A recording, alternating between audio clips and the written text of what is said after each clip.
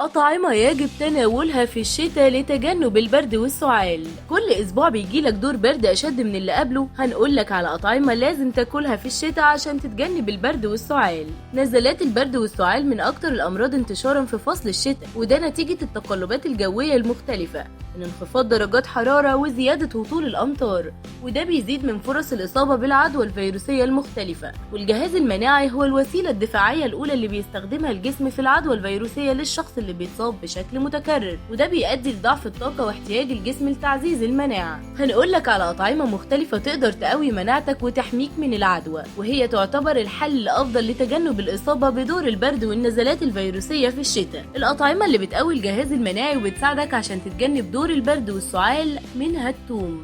والثوم بيساعد في العلاج من البرد والسعال، وده لأن من خصائصه الطبيعية مضادات البكتيريا، ومركب اسمه الأيليسين اللي بيساعد على مكافحة الالتهابات واللي بتضر بالمناعة وتضاعفها.